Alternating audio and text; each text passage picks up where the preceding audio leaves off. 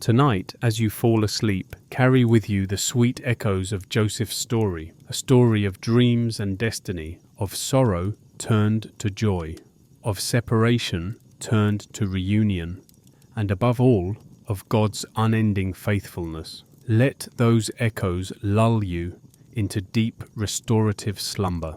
May your own dreams be peaceful and filled with hope, and when a new dawn comes, you will rise like Joseph did, confident in the loving plans of the one who watches over you through the night.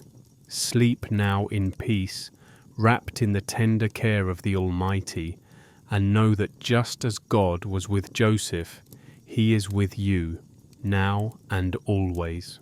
In the quiet fields of Canaan, under a canopy of shimmering stars, a young man named Joseph drifted into a peaceful sleep. The night air was cool and still. All around him the sheep settled in the grass, and the gentle sounds of the countryside hushed as though listening. Joseph was the beloved son of his father, Jacob, cherished more than any of his 11 brothers. Jacob had even given Joseph a special robe woven with many colors, a token of deep affection. In the starlight, that robe glinted softly, and Joseph's heart was filled with contentment and youthful dreams. He was 17 and full of hope, blessed with a vibrant spirit and a trusting heart. In those tranquil moments before dawn, Joseph slept and dreamed, and in his dreams, God whispered of things to come. One night, Joseph dreamed a mysterious dream. In his dream, he stood with his brothers in a field of golden wheat. They were binding sheaves of grain under the warm sun. Suddenly, Joseph's own sheaf rose upright, while the sheaves gathered by his brothers gently bowed down around it. The image was vivid, yet peaceful. Tall stalks of wheat swaying in a silent reverence. On another night, a second dream graced Joseph's slumber. He saw the sky above him deep and blue, and there in the heavens the sun and the moon and 11 stars were shimmering brightly. In the dream, these celestial lights all began to bow toward Joseph, as if paying homage. When morning light glowed soft and golden, Joseph remembered these dreams. He wondered at them with a heart of innocence, not yet knowing what they meant. In the quiet family tent, he shared these dreams with his father and brothers, his voice hushed with awe. Jacob, his father, paused in thought at the mention of the sun and moon. Could it be that this dream spoke of father and mother bowing to son? Jacob gently pondered the matter, but Joseph's brothers reacted with discomfort and envy. The idea of bowing to their younger brother felt troubling to them, stirring shadows of jealousy in their hearts. Joseph's dreams, though beautiful and strange, planted seeds of resentment among his brothers, even as Jacob kept the sayings in mind. Still, in those early days, Joseph could not imagine how important his dreams would become, for now he simply carried them in his heart like quiet lanterns, their meaning hidden yet somehow comforting in the dark of night. As the seasons turned, the bond between Jacob and Joseph grew ever strong, while a silent distance widened between Joseph and his brothers. Jacob, in his old age, loved this son of his beloved wife Rachel dearly. He watched Joseph with pride as the boy moved with kindness and diligence, whether helping in the pastures at dawn or recounting hopeful dreams by the evening fire. Joseph's brothers, however, saw only favor that they themselves lacked. In the heat of one summer day, when Joseph was sent to check on his brothers, tending flocks far from home, a fateful chapter unfolded. Joseph obediently wandered over the hills of Canaan, searching for them. The sun hung high and bright, and the fields were quiet, except for the distant bleating of sheep. When at last Joseph's brothers saw him approaching, they recognized the glint of his multicolored robe on the horizon. Bitterness stirred in them. As Joseph drew near, they began to murmur among themselves, voicing the anger they had harbored. "Here comes the dreamer," some of them muttered under their breath, their words sharp despite the gentle breeze. Their hearts, clouded by envy, entertained a dark plan. Could they be rid of this dreamer once and for all? A few brothers spoke of violence, their voices low and harsh, but the eldest, Reuben, urged them not to shed blood. Reuben hoped to protect Joseph, planning to return him safely to their father later. So instead, when Joseph arrived with a warm smile and innocent greeting, the brothers seized him roughly. The moment was sudden and frightening, like a storm breaking a quiet day. Joseph's heart pounded with confusion as the brothers tore from him the splendid robe that had set him apart. Without that coat, he was just a trembling young man pleading for mercy. The brothers dragged Joseph to an empty cistern, a deep, dry pit in the earth, and lowered him in. The walls were steep and cold. Down in the darkness, Joseph found himself alone, bruised and disoriented. Overhead, a circle of daylight showed the faces of his brothers peering down. He called out to them in panic and sorrow, but they turned away. Above the pit, the brothers sat together, sharing bread, while Joseph wept below, the echoes of his sobs rising up the stone walls. The warm day carried on as if nothing unusual had happened, but Joseph's world had suddenly changed. He felt abandoned and afraid. Yet even in that despair, he was not alone. Deep in his heart, he clung to the faint hope that God still watched over him. A little while later, the distant jingling of camel bells and the murmur of voices drifted to Joseph's ears. Looking up through his tears, he saw a caravan of merchants passing by on the road, their camels laden with spices and perfumes bound for Egypt. Seeing the caravan approach, one of Joseph's brothers, Judah, suggested another plan. Rather than leaving Joseph to die in the pit, they could sell him to these traders. In this way, they would be rid of him without laying hands on his life, and even gain a few pieces of silver. The others agreed. Weak and frightened, Joseph was hauled up out of the cistern. He must have felt a moment of relief at being out of the darkness, only to see his brothers exchanging quick, hard words with the merchants. Rough hands bound Joseph with a rope. His eyes widened with fear and disbelief as silver coins changed hands. Was this truly his own family doing this?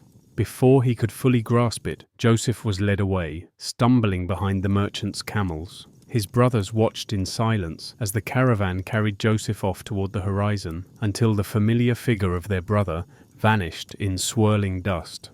Joseph's heart was broken with grief. He was pulled along by the caravan, surrounded by strangers, heading to a land he'd never known. The sun began to set, painting the sky in bands of red and gold, and Joseph's tears fell quietly. Yet through those tears, perhaps Joseph whispered a prayer, trusting somehow that God would not forsake him. The road ahead was uncertain and long, but the same stars that shone over Canaan that night would also shine over Joseph in Egypt, reminding him that God's watchful love reached far beyond his home. Back in Canaan, the brothers faced their father without Joseph. To hide their wrongdoing, they took Joseph's special robe, that beautiful coat of many colors, and dipped it in the blood of a young goat. At twilight, they presented this tattered, blood-stained garment to Jacob. "See, is this your son's robe?" they asked with feigned concern. Jacob recognized it at once.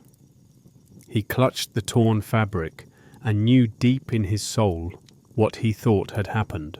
Believing a wild beast had devoured his beloved Joseph, the old father collapsed in grief. "My son, my son!" Jacob tore his clothes and wrapped himself in sackcloth, mourning for Joseph for many days. His sons and daughters tried to comfort him, but Jacob refused consolation. "I will go down to my grave mourning my son," he lamented. Night fell over Jacob's tent as he wept for Joseph. the son he thought lost forever. Yet, unbeknownst to him, his cherished child was still alive, carried by God's providence into a distant land. In the midst of Jacob's sorrow, there was a sliver of hope he could not see. God's plan was quietly unfolding beyond the hills, in the very direction where the sun would rise. Far away, the merchants brought Joseph to Egypt. The young Hebrew found himself amid the bustle of a foreign land, a place of strange tongues, towering pyramids, and the broad flowing Nile. The air was thick with new scents of spices and lotus, and the sun shone bright over the sandy expanses. Though weary and afraid, Joseph remained humble and faithful. In the slave market, he was sold to a man named Potiphar, an officer of Pharaoh and captain of the guard. Taken into Potiphar's household, Joseph resolved to do his work with integrity and grace, even in this unexpected life. He remembered the ways of God that his father Jacob had taught him. Though his heart ached for home, Joseph poured his energy into serving Potiphar honorably. He swept courtyards at dawn under pink skies, managed storehouses at midday when the sun blazed, and checked the household ledgers by lamplight late into night. And God did not forget Joseph. In fact, the Lord was with him, blessing the work of his hands. Potiphar noticed that everything Joseph did, he did well. Fields flourished and the household ran smoothly under Joseph's careful attention. With time, Potiphar came to trust Joseph completely and appointed him as steward over his entire house, placing all that he owned under Joseph's management. From the cool shade of Potiphar's garden to the dim warmth of its kitchens, Joseph's presence brought a touch of prosperity and peace. He was still a servant in Egypt, but he was not alone. God's favor rested quietly on him like the gentle glow of morning. For a while, Joseph's life in Potiphar's estate was calm and orderly. But one day, a new trial arose suddenly like a scorching wind.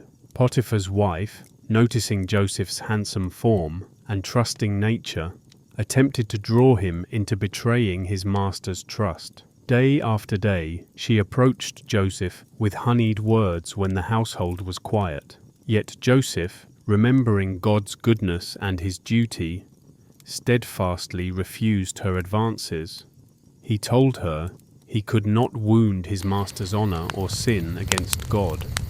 Frustrated by his rejection, she persisted, casting longing glances toward him in the torch-lit halls. Joseph tried to avoid her, doing his work diligently and praying for strength to remain righteous. Then came a day when the house was empty of other servants. Potiphar's wife caught Joseph by his garment, insisting he stay with her. Joseph's heart pounded. He knew this was wrong and dangerous. In that tense moment, he wriggled free of his cloak and fled outside, leaving the garment in her hand as he ran into the daylight. Humiliated and furious, Potiphar's wife cried out to the household, clutching Joseph's garment as false evidence. She accused Joseph of a terrible wrongdoing he had never committed, claiming he had attacked her and fled when she screamed. When Potiphar returned home, she showed him the discarded garment and repeated the lie with venom. Potiphar's face darkened with anger and pain. How could the young man he trusted so much do such a thing? Or so he believed from his wife's story. Without a chance to defend himself, Joseph was seized and bound. Potiphar had Joseph thrown into the royal prison, a place where the king's prisoners were confined, as dusk fell heavy with sorrow. Once again, Joseph's world was turned upside down in a single day. From being a respected overseer, he was now a prisoner accused of a shameful crime. Iron shackles clasped his wrists, and the doors of a dark cell clanged shut behind him. It was a new night in Joseph's life, and it must have seemed the darkest by far. Yet even in the dim confines of the prison, God's light quietly guided Joseph's steps. The Lord had not abandoned him for a moment. In that place of despair, Joseph remembered the God of his fathers and sensed that somehow, someday, dawn would break again. As he did in Potiphar's house, Joseph proved himself faithful and capable even behind bars. The chief jailer observed that Joseph was no ordinary prisoner. His demeanor was calm, diligent, and wise. Over time, the jailer entrusted Joseph with responsibilities until Joseph was effectively caring for his fellow prisoners and managing daily tasks in the prison. In this, too, the Lord was with Joseph, showing him mercy and giving him favor in the sight of the warden. Though iron chains had taken Joseph's freedom, nothing could take God's presence from him. Through each long, quiet night in the dungeon, Joseph prayed and trusted. He met the dawn not with bitterness, but with resolve to serve faithfully in even the lowliest place. It seemed the more faithful Joseph was, the more hardship he faced, yet these trials were not signs of God's disapproval. In fact, through it all, the Lord was with him, and Joseph's life demonstrated that God never forsakes his own. This gentle truth glowed in Joseph's heart like a small lantern, giving light one day at a time in the shadows of the prison. Sometime later, 2 new prisoners were cast into the jail where Joseph served. They were no ordinary inmates. One was Pharaoh's chief cupbearer, the servant who tasted and served the king's wine, and the other was Pharaoh's chief baker, who prepared the king's bread. Both men had offended Pharaoh in some manner, and thus had been imprisoned. Joseph was assigned to care for them during their custody, and he attended to them with compassion. One night, both the cupbearer and the baker were troubled by strange dreams they had while sleeping in their cells. In the grey dawn, Joseph noticed their faces were downcast and anxious.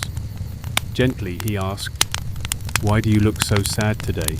The cupbearer and baker exchanged glances and answered that each had a dream and no one to interpret its meaning. Joseph, with quiet faith, said, "Interpretations belong to God. Please, tell me your dreams." And so they did. The cupbearer spoke first, his voice echoing softly off the stone walls. "In my dream," he said, "I saw a vine before me. On the vine were 3 branches. As I watched, the branches budded, then blossomed, and their clusters ripened into grapes. I was holding Pharaoh's cup in my hand, and I took the grapes and squeezed their juice into the cup.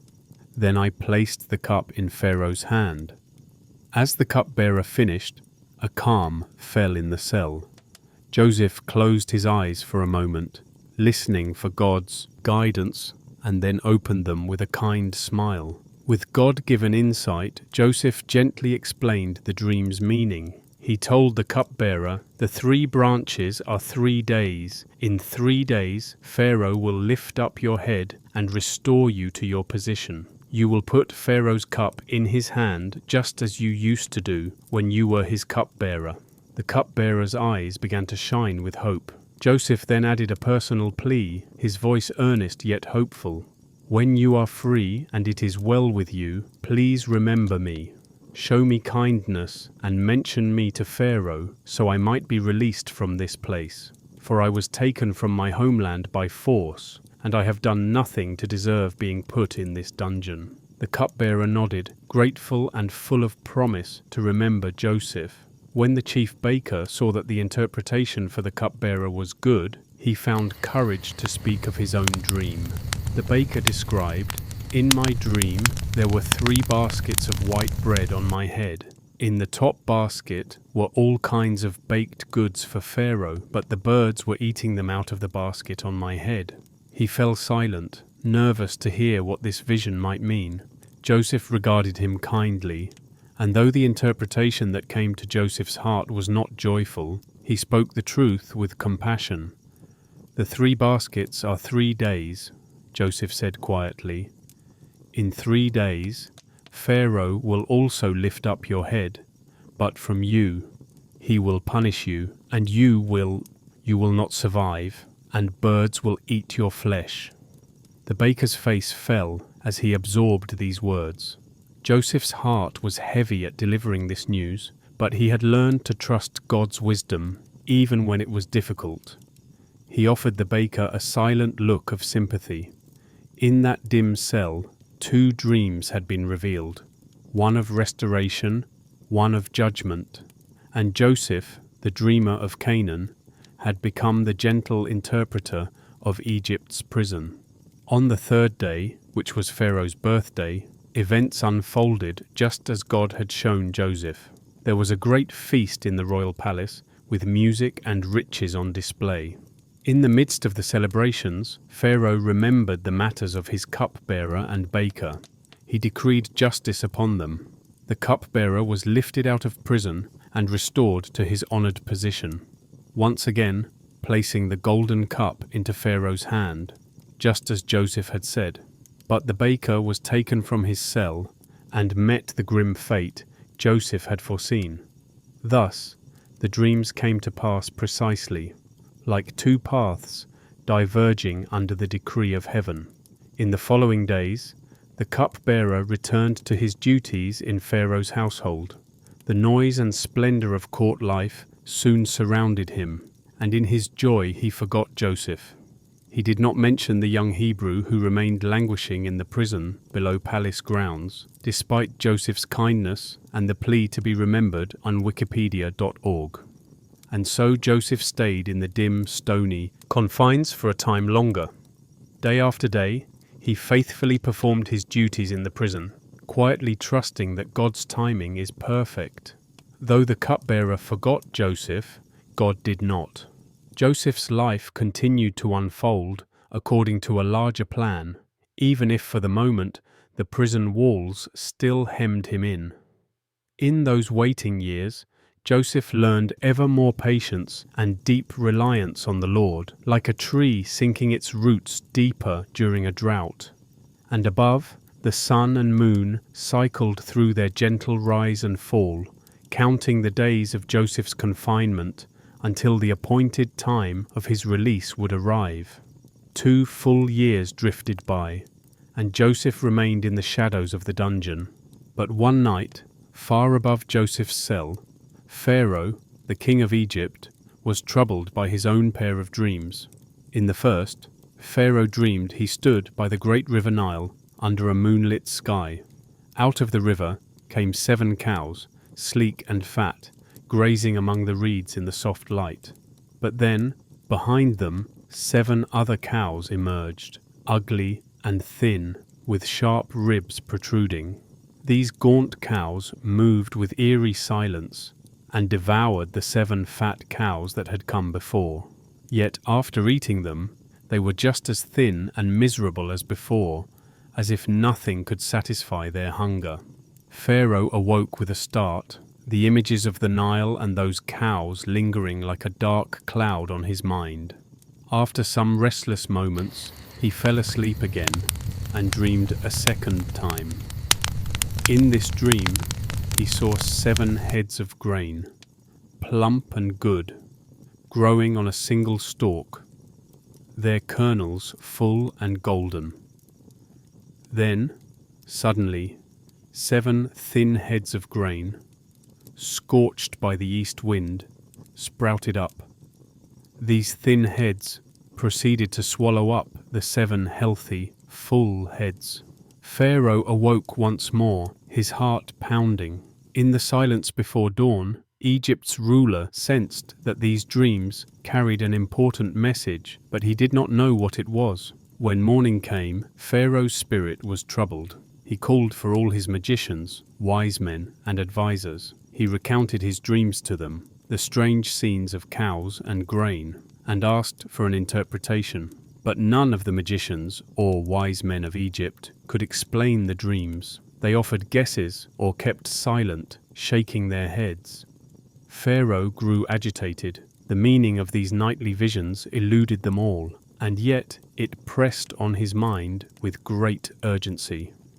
It was then that the chief cupbearer, standing by Pharaoh's side with the royal cup in hand, suddenly remembered something long forgotten. With a surge of guilt and hope, he spoke up. "Today I am reminded of my shortcomings," he said. He recounted to Pharaoh how 2 years prior, when Pharaoh's anger had landed him and the chief baker in prison, they each had a dream on the same night. He told Pharaoh how a young Hebrew prisoner had interpreted their dreams, and how those interpretations came to pass exactly. The baker was executed, and the cupbearer himself was restored to Pharaoh's service. This young man's interpretations were true and divinely given, the cupbearer emphasized. As Pharaoh listened, a spark of hope lit his eyes. At once, he sent officials to fetch Joseph from the prison. The messengers hurried down to the dungeon, where they found Joseph going about his humble tasks. In a rush, they brought him out of the cell, but first they gave him a quick moment to shave and change his clothes, refreshing himself after years in confinement. Joseph's heart must have pounded with wonder. After so long in darkness, he was being led into sunlight, straight into the presence of Pharaoh himself. He stepped forward, humbled and calm, a quiet faith carrying him through the towering halls of carved stone. Soon Joseph stood before Pharaoh's throne in a grand chamber decorated with columns and gold, an unlikely figure, a foreign slave turned prisoner, now summoned to advise the king of Egypt. Pharaoh, in his splendid attire, looked down at the young man brought before him. Perhaps he was struck by Joseph's calm demeanor and clear eyes. Pharaoh spoke. "I have had a dream, and no one can interpret it. But I have heard it said that when you hear a dream, you can interpret it." Joseph, remembering that all wisdom comes from God, answered Pharaoh with modesty and confidence. "It is not in me. God will give Pharaoh a favorable answer." Moved by Joseph's sincerity, Pharaoh proceeded to describe his troubling dreams about the cows and the grain. As Pharaoh recounted every detail, Joseph listened intently, not with the cunning of an Egyptian magician, but with the openness of a servant of God. When Pharaoh finished, the room fell silent. All eyes turned to Joseph, this prisoner who claimed his God could reveal secrets where Egypt's wise men could not. Joseph spoke softly but surely and explained Pharaoh's dreams. "Both dreams," he said, "have the same meaning. God has revealed to Pharaoh what he is about to do. The 7 good cows and the 7 good heads of grain are 7 years. 7 years of great abundance coming to the land of Egypt.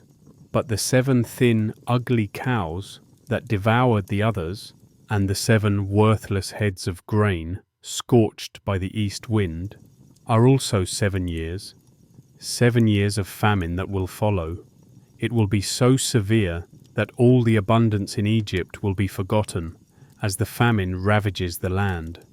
The doubling of Pharaoh's dream means that the matter has been firmly decided by God, and God will soon make it happen. Pharaoh and his court were astonished as Joseph spoke, for it rang true in their hearts. The interpretation made sense of the ominous images. Joseph then took a breath and continued with gentle boldness. Though he was but a slave, he offered counsel to the king. "Now, therefore, let Pharaoh look for a wise and discerning man, and set him over the land of Egypt. Let Pharaoh appoint commissioners over the land to collect 1/5 of the harvest during the 7 plentiful years. Have them gather all the excess food in these good years that are coming, and store up grain under Pharaoh's authority to be kept in the cities for food. This stored grain will be a reserve for the 7 years of famine which will come upon Egypt, so that the land may not perish during the famine." Joseph's plan was clear and sound, to prepare during abundance so that none would starve in lean times. Pharaoh and all his officials found Joseph's proposal wise and insightful. The Pharaoh regarded Joseph with a new respect and asked his servants, "Can we find anyone like this man, one in whom is the Spirit of God?" Turning to Joseph, Pharaoh spoke words that must have made Joseph's heart swell with gratitude and amazement. "Since God has shown you all this, there is none so discerning and wise as you. You shall be over my house, and all my people shall obey your word. Only in respect to the throne will I be greater than you." In that moment, Pharaoh appointed Joseph, the once betrayed brother, the Hebrew slave, the forgotten prisoner, to the highest office in Egypt, under Pharaoh himself. Joseph was given Pharaoh's own signet ring for his finger, a gold chain around his neck, and fine linen robes to replace his prison rags. Pharaoh provided him a chariot, and wherever Joseph travelled, people bowed the knee, for he was made ruler over all the land of Egypt. Pharaoh even gave Joseph an Egyptian name, Zaphenath-Paneah, and arranged his marriage to Asenath, the daughter of a priest of On. In a single day, Joseph's life changed dramatically once again, but this time from darkness to light, from suffering to glory. It was almost more than he could fathom. Joseph, now about 30 years old, took a deep breath of the warm Egyptian air as he stepped into his new role. He remembered the pit, the chains, the lonely nights, and he silently thanked God for his faithfulness. None of those pains were wasted. God had woven them into a plan far greater than Joseph could have imagined. During the next 7 years of plenty, Joseph traveled throughout Egypt, organizing the storage of grain in every city. Year after year, the fields yielded abundant harvests, more grain than the people could eat. Under the bright sun, wheat and barley swayed heavy with kernels. Joseph oversaw the building of large granaries and storehouses. In every province, officials gathered the excess crops, heaping up mountains of grain like sands on the seashore. So much was stored that keeping track of measures became impossible, for the supply was vast beyond counting. In those busy, fruitful years, Joseph did not forget his own blessings. He and his wife Asenath were given 2 sons. Joseph named his firstborn Manasseh, which sounds like the Hebrew word for forget, saying, "God has made me forget all my troubles, and even my father's household." In other words, God healed the pain of his past and eased the ache of separation from his family. And Joseph named his second son Ephraim, meaning fruitful, saying, "God has made me fruitful in the land of my affliction." Indeed, the boy who once arrived in Egypt as a slave in shackles was now a man abundantly blessed, with a family and a critical mission to save lives. These children brought joy to Joseph's heart, living symbols of how far God had brought him, from sorrow to success, from loneliness to love. And through those tender years, the skies over Egypt remained clear, the earth gave generously, and Joseph stored provisions with wisdom and foresight, all the while giving thanks to God who had carried him through every high and low. After 7 golden years, the famine that God had shown Pharaoh in the dreams struck the land, just as Joseph had warned. The rains ceased, the Nile's flood waters receded too far, and the earth began to crack with drought. In Egypt and in all the surrounding countries, crops failed and hunger loomed. But throughout Egypt, the storehouses that Joseph had filled were now opened. He oversaw the distribution of grain, selling it to Egyptians and foreigners alike, so that people would not starve. From many lands they came, drawn by the rumor of grain in Egypt. Among those affected by the famine was Joseph's own homeland of Canaan. There, Jacob and his sons found their grain stores dwindling and their stomachs tightening with hunger. Jacob heard that there was grain for sale in Egypt. Clinging to hope, the aged father called his sons and urged them, "Go down to Egypt and buy grain for us, that we may live and not die." So, 10 of Joseph's brothers, all except the youngest, Benjamin, took donkeys and silver and journeyed to Egypt, their hearts heavy yet determined. Jacob kept Benjamin at his side, for Benjamin was Joseph's only full brother, the last remaining son of Rachel, and Jacob could not bear the thought of losing him too. The brothers embarked on the long journey, traversing dusty roads under a harsh sun, passing the same places where, years ago, a caravan had carried Joseph away. Perhaps along the way they felt a pang of memory or guilt as they approached Egypt, the very destination of that caravan and the last place they had seen their brother. After many days, the brothers arrived in Egypt among crowds of foreigners seeking food. They were directed to the governing official in charge of grain distribution, an important lord who held the keys to Egypt's vast silos. They came to Joseph, though they did not recognize him. Gone were the boyish features and the simple Hebrew robe. Before them stood a dignified man in fine linen, with authority in his bearing and the power of life and death in his word. Joseph was now in his late 30s and spoke the Egyptian language, likely through an interpreter when dealing with outsiders. To his brothers, he appeared as a mighty Egyptian ruler. Joseph, however, recognized them immediately. As soon as his eyes fell on the group of 10 Hebrews bowing low before him, as was custom when pleading for provisions, his heart nearly stopped. There were the familiar faces of his brothers, lined with age and weathered by travel, bowing at his feet. In a flash, Joseph remembered his teenage dreams of sheaves and stars bowing down. It was happening now in a way he never imagined. A swell of emotion rose in Joseph's chest, an overwhelming mix of love and longing, shock, and maybe a touch of hurt, but he quickly composed himself.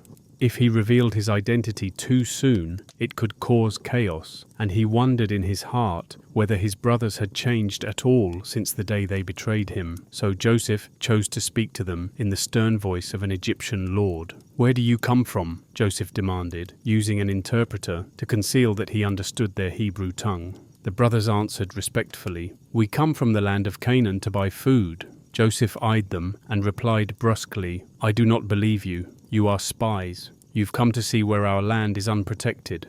His brothers looked up in alarm, their faces draining of color. "No, my lord," they protested. "Your servants have come only to buy food. We are all sons of one man. We are honest men, not spies." Joseph's heart pounded at hearing them call themselves honest men, but he kept up the facade. He continued questioning harshly. "Tell me about your family. You say you are sons of one man. Is there another brother?" They answered obediently, unaware that each word pierced Joseph's heart further. "We, your servants, are 12 brothers in all," they said. "The youngest is now with our father, and one is no more." At this Joseph turned aside for a moment, as if pondering their story. To hear them refer to him, Joseph, as no more, confirmed that his father and Benjamin were alive, but believed Joseph gone. Swallowing hard, Joseph issued a stern pronouncement. "To prove your honesty, one of you must stay here in custody, while the rest go and bring your youngest brother back to me. Only then will I know you are truthful and not spies. If you refuse, I will know you are liars." He then ordered them all to be kept under guard for 3 days, giving the brothers a small taste of the imprisonment he himself had once endured. During those days in custody, the brothers huddled together, fear and regret mingling in their hearts. They spoke among themselves in their native tongue, not realizing that Joseph understood every word, for until now he had spoken through an interpreter. They said, "Surely we are being punished because of our brother. We saw the anguish of his soul when he pleaded with us for mercy, but we would not listen. That is why this distress has come upon us." Reuben, the eldest, added sorrowfully, "Did I not say, 'Do not sin against the boy,' but you wouldn't hear? Now we must account for his blood." Overhearing this, Joseph had to turn away to hide the tears that filled his eyes. In that moment, he saw that his brothers felt guilt and remorse for what they had done to him so many years ago. Their words confirmed that the memory of Joseph's cries from the pit had never left them, and that their current hardship awakened their conscience.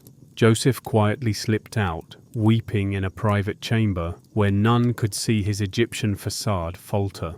How strange and full of grace was this moment. The brothers were confessing their wrongs, not knowing Joseph was at their side. After composing himself, Joseph returned to them with a renewed resolve. To further test them, and also to ensure the safety of Benjamin, he would indeed require them to bring the youngest brother. He selected Simeon from among them and had him bound before their eyes as a hostage to remain in Egypt until they returned. Though it grieved Joseph to tie up his brother, he knew this would press them to come back with Benjamin. Joseph ordered his servants to fill the men's sacks with grain, giving them as much as they could carry on their donkeys. Secretly, he also instructed that each man's payment of silver be returned in his sack of grain. The brothers loaded their provisions, and with heavy hearts, they departed for Canaan, leaving Simeon behind in an Egyptian prison. As they journeyed home, one of the brothers opened his sack to get feed for his donkey at the encampment, and was astonished to find his silver returned at the top of the sack. "My silver has been given back," he exclaimed. "Here it is in my sack." Their hearts sank and they trembled, turning to each other and saying, "What is this that God has done to us?" Fear gripped them, as they thought this might be a trap or an omen of further trouble. The grain they carried eased their hunger, but the mystery of the money in their sacks burdened their minds all the way home. When they reached Jacob, their father, in Canaan, they told him all that had happened in Egypt. They recounted the harsh ruler's accusations and how he demanded to see Benjamin to prove their honesty. As they emptied their sacks, to their dismay, each one found his bundle of silver returned. Jacob saw the money and the great piles of grain and listened with sorrow as his sons explained that Simeon was left captive. At the mention of sending Benjamin, Jacob's voice broke in anguish. "You have bereaved me of my children," he cried. "Joseph is no more, Simeon is no more, and now you would take Benjamin. All these things are against me." He could not fathom parting with Benjamin, the last tie to his beloved Rachel. Reuben tried to assure his father, even offering his own 2 sons as surety for Benjamin's safety, but Jacob refused. "My son shall not go down with you," Jacob insisted. "His brother is dead, and he alone is left of his mother. If any harm should befall him on the journey you are to make, you would bring my grey hair in sorrow to the grave." And so the matter rested for a time. The brothers were at an impasse. They dared not return to Egypt without Benjamin, yet their father could not bear to let Benjamin go. They all remained in Canaan, with Simeon waiting in an Egyptian cell, and Joseph waiting in his palace, both sides anxious and unresolved as the famine persisted. As the months passed, the famine's grip tightened on Canaan. The grain the brothers had brought from Egypt slowly diminished, and hunger once again loomed in Jacob's household. Finally, when they had eaten the last of the grain, Jacob said to his sons, "Go back, buy us a little food." Judah stepped forward with gentle resolve. "The man warned us solemnly," Judah reminded his father, "that we will not see his face unless our youngest brother is with us. If you send Benjamin with us, we will go down and buy you food. But if you will not send him, we cannot go, for the man said we shall not see him unless our brother is with us." Israel, for Jacob was also called Israel, groaned, "Why did you bring this trouble on me by telling the man you had another brother?" The brothers explained again that the man had asked pointed questions about their family. How could they have known he would demand to see Benjamin? Then Judah approached his father with compassion and determination. "Send the boy with me," Judah implored, "and we will rise and go, that we may live and not die. We, you, and our little ones. I will be a pledge for his safety. From my own hand you can require him." If I do not bring him back to you and set him before you, let me bear the blame forever." Judah's earnest promise touched Jacob deeply. Finally, seeing no other way for his family's survival, Jacob agreed. He said, "If it must be so, then do this. Take some of the best fruits of the land in your bags as a present for the man, a little balm, a little honey, spices, myrrh, pistachio nuts, and almonds. Take double the money with you, carrying back the silver that was returned in your sacks. Perhaps it was an oversight. And take Benjamin. Go, return to the man." As his sons prepared to depart, Jacob added a trembling prayer. "May God Almighty grant you mercy before the man, that he may release your other brother and Benjamin. And if I am bereaved, I am bereaved." With a heavy but hopeful heart, Jacob watched his sons set out for Egypt once more, this time with young Benjamin riding by their side. The caravan of brothers carried with them gifts and prayers, anxious hearts, and a glimmer of faith that God would see them through. When Joseph's brothers arrived in Egypt the second time, Joseph saw them in the distance. His gaze immediately found Benjamin among them. Benjamin, his little brother, now grown into a young man. Joseph's heart nearly burst at the sight. This was the brother he hadn't seen since Benjamin was a small child. Joseph quickly instructed his steward to lead the men to his house and prepare a noon meal, for they would dine with him that day. The brothers were taken aback when the Egyptian steward brought them to Joseph's grand house. They followed nervously, unsure of what this meant. They whispered among themselves, fearing that they were being accused because of the money found in their sacks previously and that they might be taken as slaves. So they approached the steward at the doorway and hurriedly explained about the returned silver. They had brought it back with them, along with more to buy food, and they did not know who put the silver in their sacks. The steward, understanding Joseph's plan, reassured them gently, "Peace be to you, do not be afraid. Your God and the God of your father must have given you treasure in your sacks. I received your payment." Then the steward brought Simeon out to them, reuniting the family. Simeon was freed from his bonds and embraced his brothers with relief. The steward then escorted them into Joseph's home. The brothers were astonished by the lavishness of the place, the cool stone floors, ornate columns, and tables laden with food. They were given water to wash their feet and feed for their donkeys. Slowly, their initial fear eased into cautious hope. When Joseph came home at midday, the brothers presented the gifts they had brought: balm, honey, spices, nuts, bowing low before him in respect.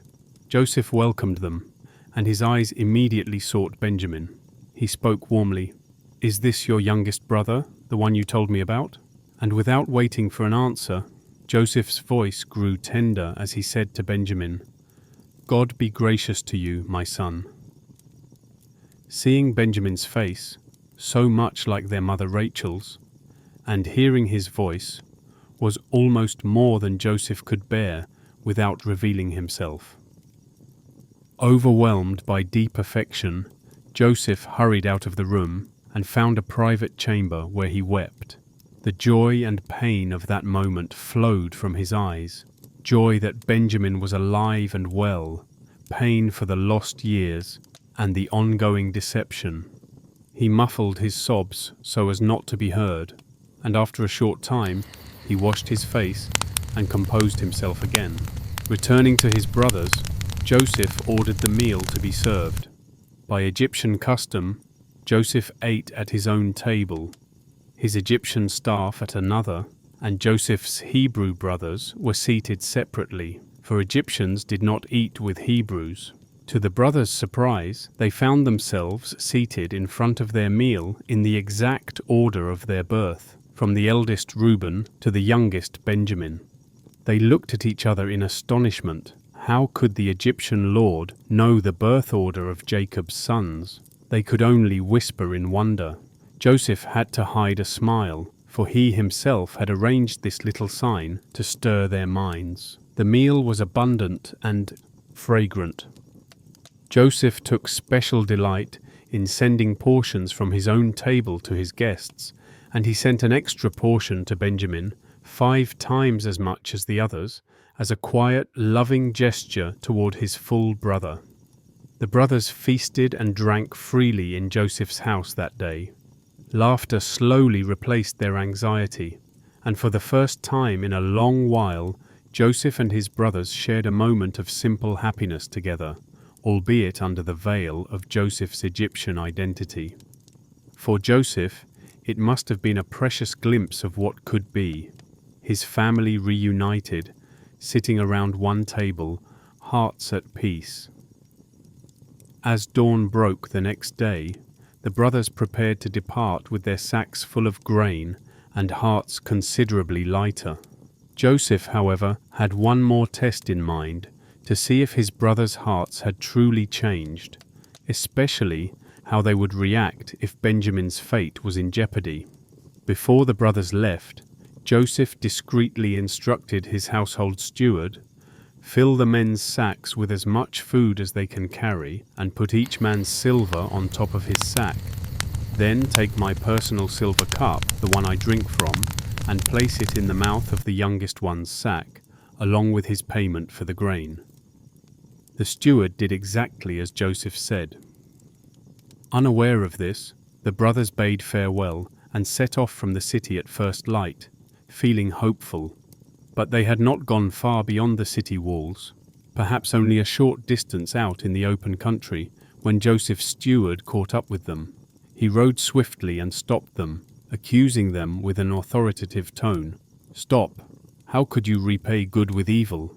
Why have you stolen my master's silver drinking cup? It is the one he uses for divination. You have done wrong by taking it." The brothers were stunned, their faces blank with shock. "Why does my lord say such things?" they protested. "Far be it from us to do anything like that. We brought back to you from Canaan the money we found in our sacks. Why would we steal silver or gold from your master's house? If any of us is found to have the cup, he will die, and the rest will become my lord's slaves." They were so certain of their innocence that they offered this rash pledge. The steward responded calmly, "Very well then, let it be as you say, except only the one who is found with the cup will become my slave. The rest shall be blameless and free." Each brother quickly lowered his sack, heart pounding, and opened it. The steward searched each sack, starting with the oldest. One by one, from Reuben to Judah to the others, he rifled through the grain, and no cup appeared. The brothers watched, their confidence growing that this was all a misunderstanding. Finally, the steward reached the last sack, Benjamin's. He opened the mouth of the sack, and there, nestled among the grains, gleamed Joseph's silver cup. The brothers gasped in horror. In that instant, it felt as if the ground had given way beneath them.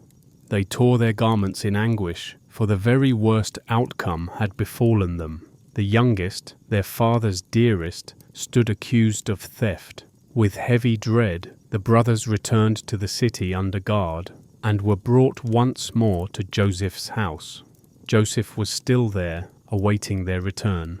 They threw themselves to the ground before him, guilt and despair etched on their faces. Joseph spoke with deliberate sternness. "What deed is this you have done? Didn't you know that someone in my position could discover the truth by divination?" Judah stepped forward from the trembling group. "What can we say to my lord?" Judah pleaded. "How can we prove our innocence? God has uncovered our guilt. All of us are now my lord's slaves, we and the one who was found with the cup." Joseph shook his head and replied, "Far be it from me to enslave all of you. Only the man who was found with the cup will become my slave. The rest of you, go back in peace to your father." At this, Judah's heart sank deeper. To save themselves, but abandon Benjamin to slavery, would break their father's heart beyond repair.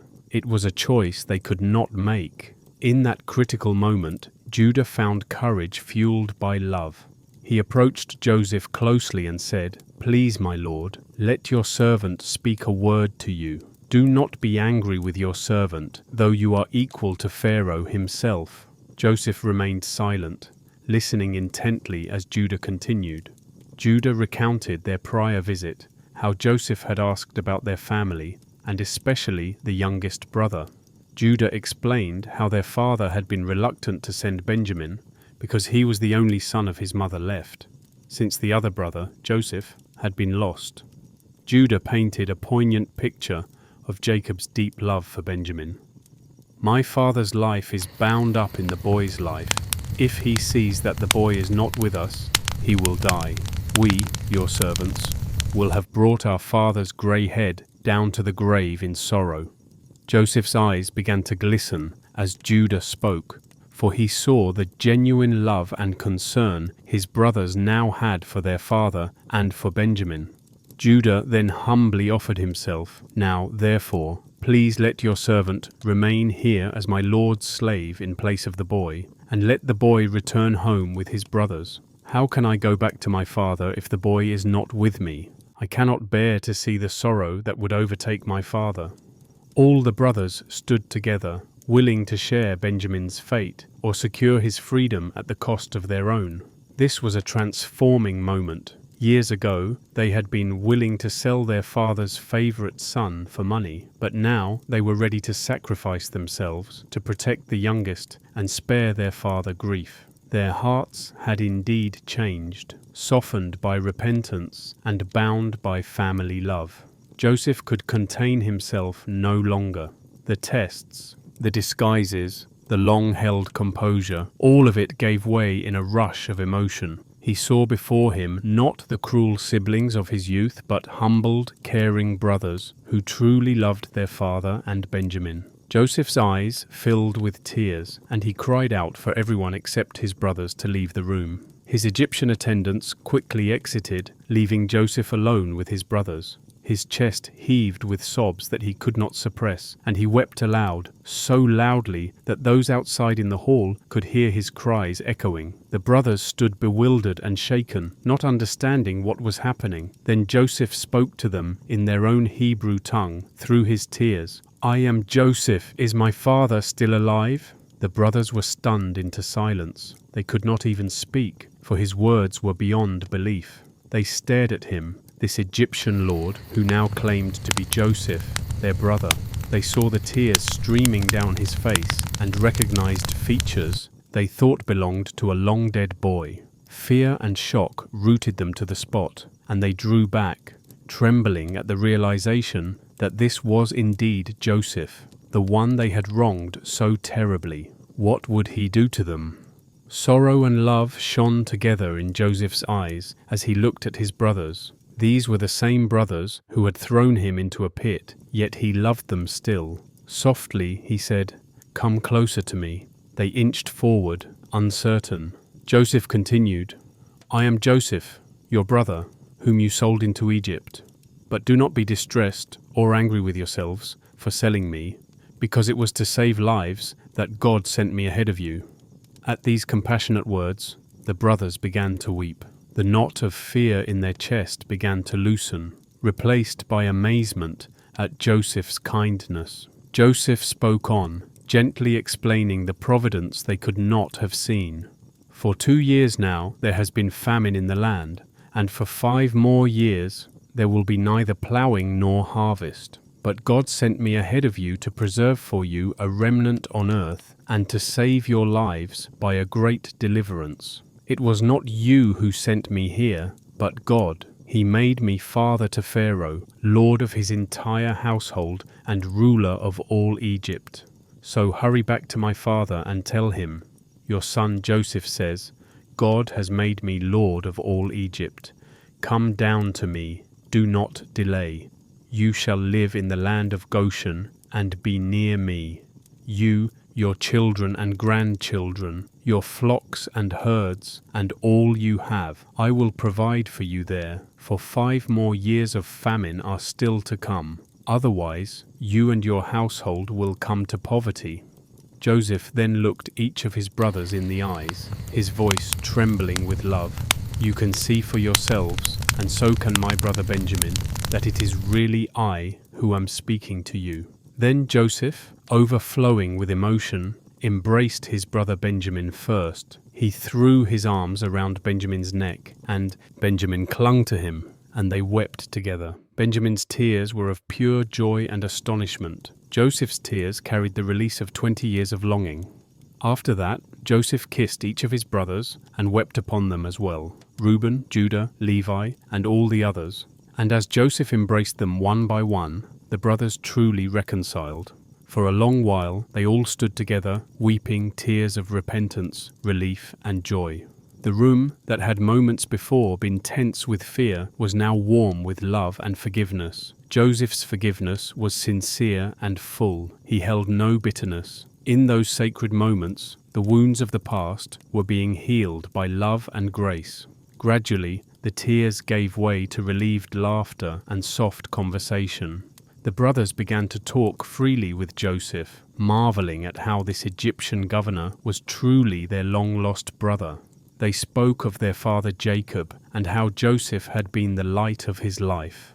They spoke of Benjamin growing up, of the famine and the future. Joseph likely asked many questions about home, about each brother's welfare, and the nephews and nieces he'd never met. The brothers, in turn, likely expressed their remorse directly, pleading for Joseph's mercy. Joseph would hear none of their self-reproach. He had already forgiven them in his heart. He reassured them tenderly, wiping their tears. "What you intended for harm, God intended for good, to accomplish what is now being done, the saving of many lives. So then, do not fear. I will provide for you and your little ones." With kind words like these, Joseph comforted his brothers and spoke straight to their hearts. The burden of guilt that had weighed on the brothers for decades was lifted, and in its place bloomed reconciliation and peace. It was a moment almost too beautiful to describe. The family that had been fractured by envy was now being restored by forgiveness and by the mysterious, merciful plan of God. Before long, the news of this reunion reached Pharaoh's palace, for Joseph's cries had been heard and word spread that Joseph's brothers had come. Pharaoh was delighted for his trusted vizier and agreed wholeheartedly with Joseph's plan to bring his family to Egypt. In fact, Pharaoh sent a royal command to Joseph's brothers: "Load your animals and return to the land of Canaan. Bring your father and your families back to me. I will give you the best of the land of Egypt, and you shall eat of the fat of the land." Pharaoh provided wagons for their journey, as was custom for nobility, and generous provisions for them to bring to Canaan.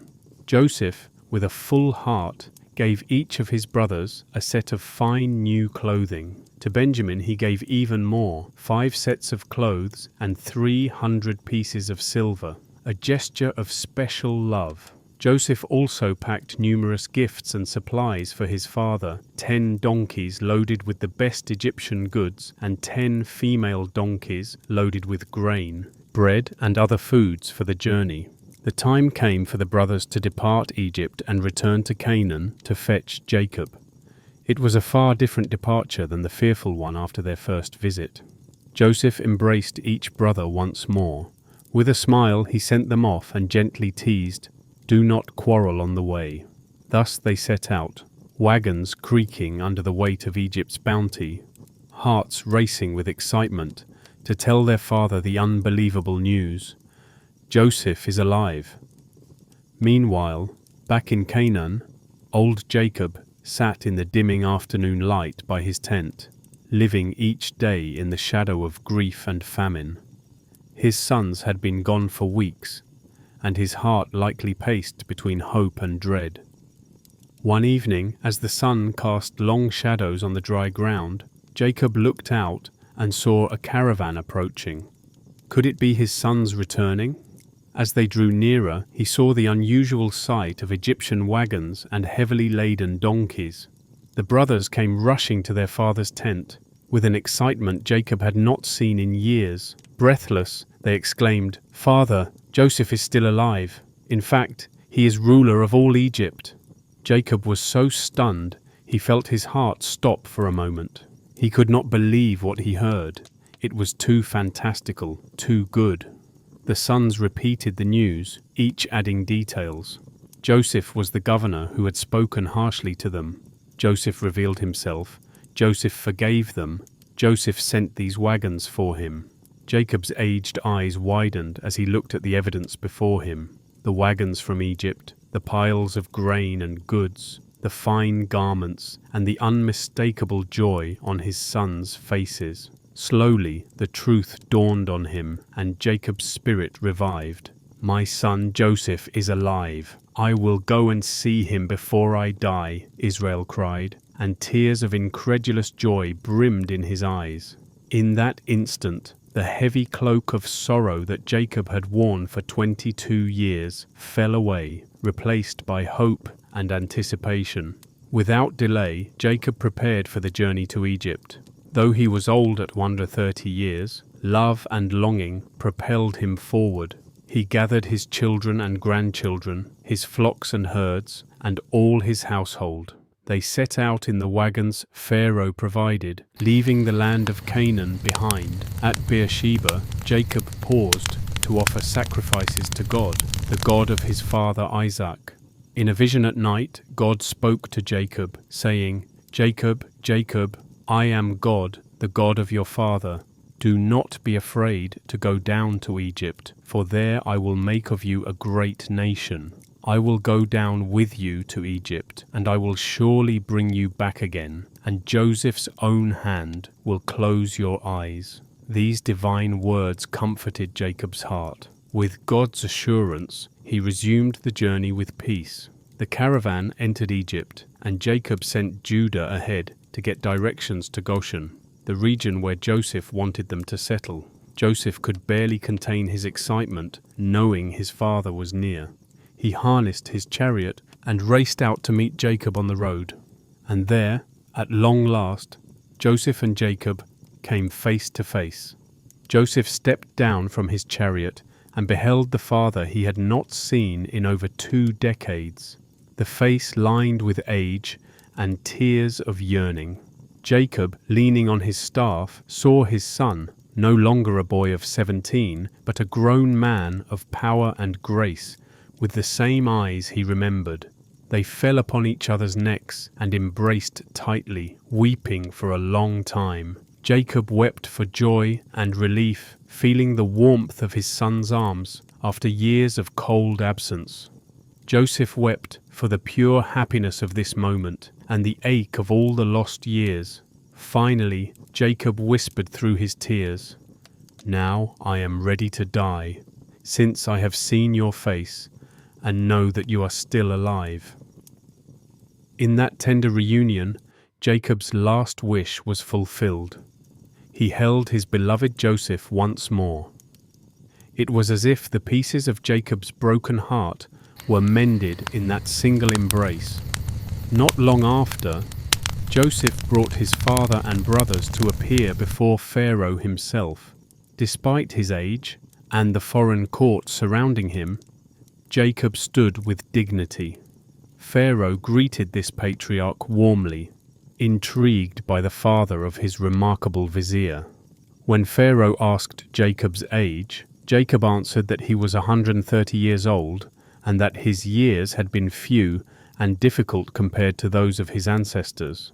Then Jacob did something Pharaoh did not expect. Jacob blessed Pharaoh, perhaps by praying for him or speaking words of prosperity and thanks. Pharaoh, powerful as he was, received Jacob's blessing with respect, recognizing the grace in this elderly man. Pharaoh honored Joseph's family, granting them the best grazing land in Goshen, in the fertile Nile Delta. He even invited Joseph's brothers, who were skilled shepherds, to oversee Pharaoh's own livestock, if any had such ability. Thus Jacob's family settled in the land of Goshen, under Pharaoh's protection and Joseph's care. There, Joseph provided them with homes and food according to their households. The famine still had years to run, but in Goshen the Israelites had pasture for their flocks and security. Under the Egyptian sun, father and son likely spent many cherished moments together. Jacob could gaze upon Joseph's face, hearing his voice recount all that had passed, and Joseph could serve and honor the father he loved so dearly. For the next 17 years, Jacob lived in Egypt, and the family of Israel prospered and multiplied, even as drought persisted. They watched the Nile rise and fall, and with Joseph's wise administration, they survived the famine and grew in number. The Lord's faithfulness was evident. He had sent Joseph ahead to preserve Jacob's family, and now, reunited, they flourished in an unexpected place. As all mortals do, Jacob's life drew toward its end. At 147 years old, Jacob had lived long and seen God's promises thread through joy and sorrow. On his bed in Goshen, surrounded by the murmur of family, Jacob called for Joseph. When Joseph came and stood by his father's side, Jacob made a final request. He asked Joseph to swear that he would not bury him in Egypt, but carry him back to Canaan to lie with Abraham and Isaac in the family tomb. Joseph, with unwavering devotion, promised to fulfill his father's wish. In those twilight days, Jacob also blessed Joseph's two sons, Manasseh and Ephraim, even crossing his hands to give the younger Ephraim the greater blessing, guided by a prophetic insight that puzzled Joseph at first. Jacob then gathered all his 12 sons around his bed and spoke blessings and prophetic words over each, according to their character and future tribes. To Joseph, he gave a double portion among the tribes of Israel, honoring him for all he had done. After speaking to each son, Jacob breathed his last, going to rest with his fathers. Joseph threw himself upon his father and wept, kissing his face.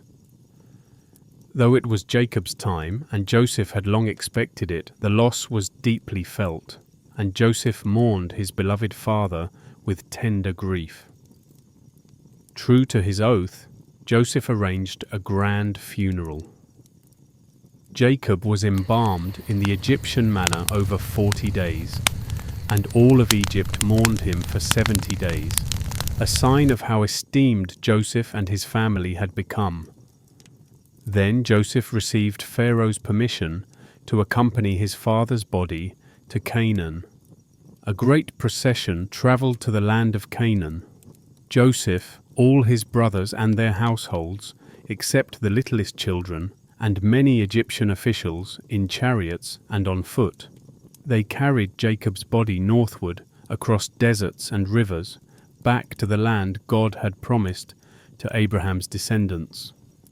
At the threshing floor of Atad, beyond the Jordan, they held a solemn 7-day ceremony of mourning so profound that the locals remarked on it. Finally, they buried Jacob in the cave of Machpelah near Mamre, where Abraham, Sarah, Isaac, Rebekah, and Jacob's wife Leah rested. Wikipedia.org. With that, Jacob's long pilgrimage on earth came to an end, and Joseph and his brothers gently returned to Egypt. After their father's death, Joseph's brothers felt a pang of worry. Without Jacob as a buffer, would Joseph's forgiveness hold? They recalled their past cruelty and feared that perhaps Joseph had only spared them for their father's sake. In their anxiety, they sent a message to Joseph, possibly even framing it as Jacob's dying wish. Before he died, your father gave this command: please forgive your brothers' transgression and their sin for the evil they did to you. Now, please forgive our sin, for we serve the God of your father. When Joseph read these words, his heart broke anew, and he wept. Shortly after, his brothers came and threw themselves down before Joseph, saying, "We are your servants." They bowed not from a grain-buying formality this time, but from sincere penitence and submission. Joseph gently lifted them up. His eyes were filled not with anger, but with compassion. "Do not be afraid," Joseph said, in a voice that calmed their trembling. "Am I in the place of God? You intended to harm me, but God intended it for good, to accomplish what is now being done, the saving of many lives. So then don't be afraid. I will provide for you and your children." Joseph spoke to them with kindness and reassurance, and the brothers felt relief wash over their souls. Joseph's forgiveness was complete and unconditional. He harbored no revenge, only love. And in this moment, the earlier dreams were fulfilled in the best way, not in dominance or revenge, but in reconciliation and grace. The brothers had bowed before Joseph, yes, but Joseph himself had bent with love to embrace them and raise them up in peace. Truly, God's faithfulness had turned a family's brokenness into a story of redemption. Joseph remained in Egypt with his family and continued in his high office, serving Pharaoh loyally. He lived to see 3 generations of his descendants. He held his grandchildren on his knees, telling them perhaps of Canaan's hills and the God of Abraham, Isaac, and Jacob. The Bible says, Joseph lived to be 110 years old, a ripe fullness of years. As death drew near, Joseph remembered the promises God had made to his forefathers, that one day God would bring the children of Israel out of Egypt and back to the promised land. With unwavering faith, Joseph made his brothers, and their children after them, swear an oath.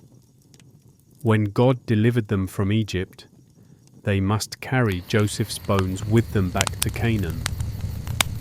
Though Joseph had risen to greatness in Egypt, his heart remained with the promise of God and the land given to his people. He believed that the story God was writing was far bigger than his own life. And so, after a peaceful passing, Joseph was embalmed and placed in a coffin in Egypt, waiting for that future day of deliverance.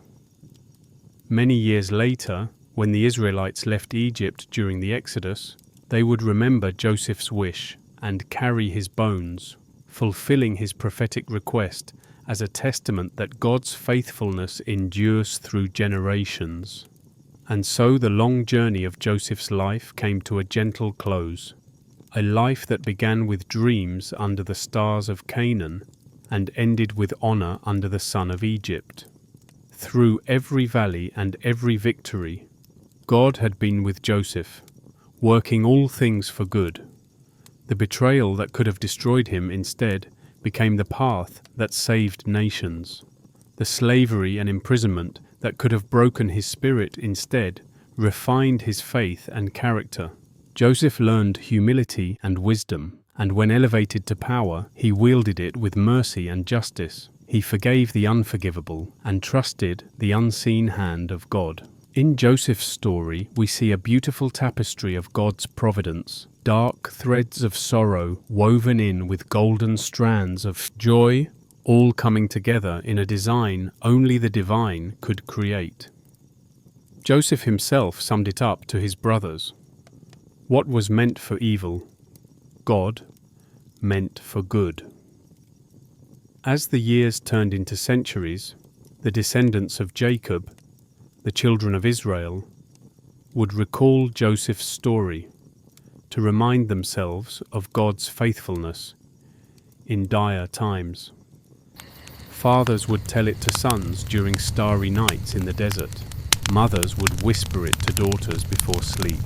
It became a story of hope shining in the night, assuring them that no matter how distant God's promises seemed, He never abandoned His people. When they suffered slavery, they remembered Joseph's chains turned into a royal necklace.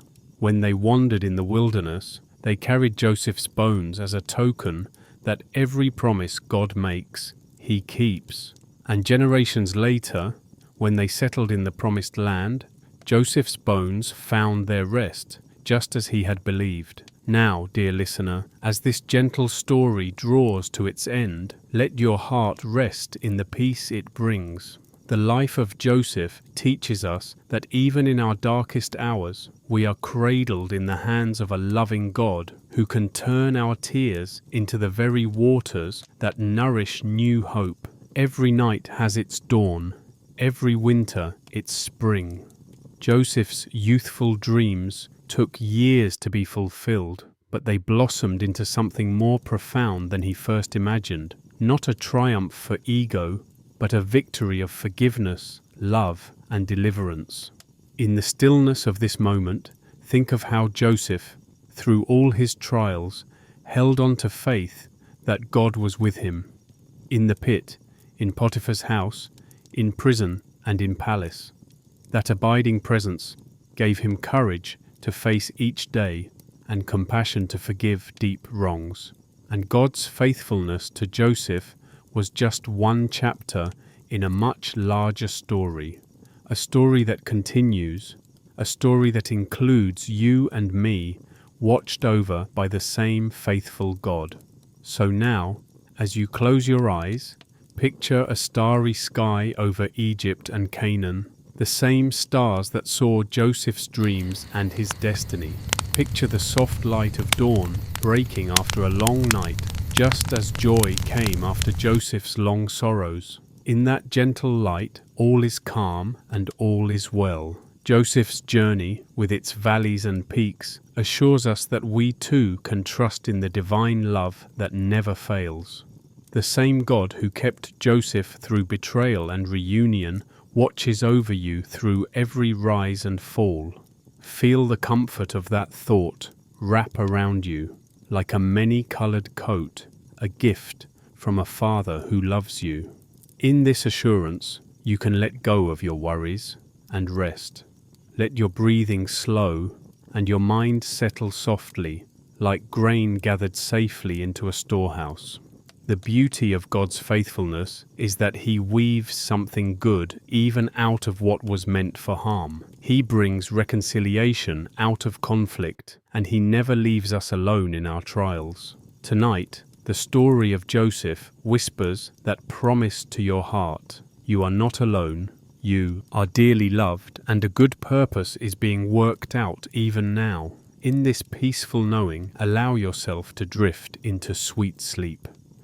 Just as Joseph found peace in God's presence on many a lonely night, you too can find peace here and now. Imagine the desert breeze in Goshen gently rustling through the palm leaves and the night sounds of crickets under a moonlit sky.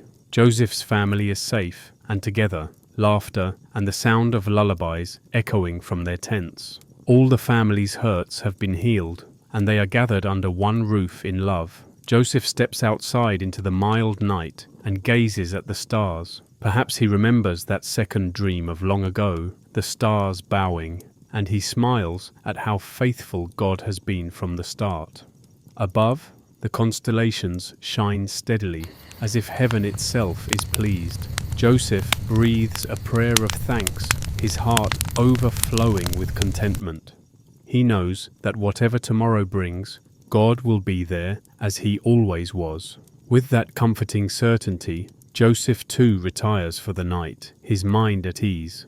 Now the sands of time settle quietly. The story, like a softly sung melody, lingers in the air for a moment and then hushes. All is quiet.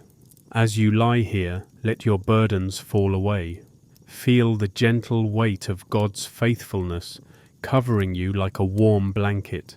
In the depth of this calm, you are safe, you are cared for, and you can surrender to rest.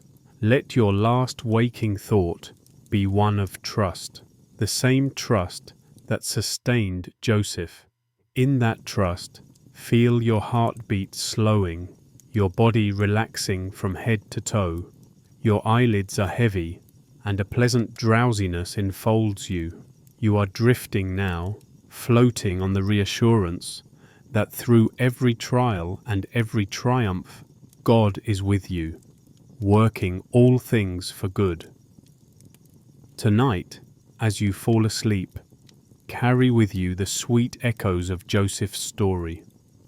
A story of dreams and destiny, of sorrow turned to joy, of separation turned to reunion, and above all, of God's unending faithfulness. Let those echoes lull you into deep, restorative slumber. May your own dreams be peaceful and filled with hope, and when a new dawn comes, you will rise like Joseph did, confident in the loving plans of the One who watches over you through the night. Sleep now in peace, wrapped in the tender care of the Almighty, and know that just as God was with Joseph, He is with you, now and always.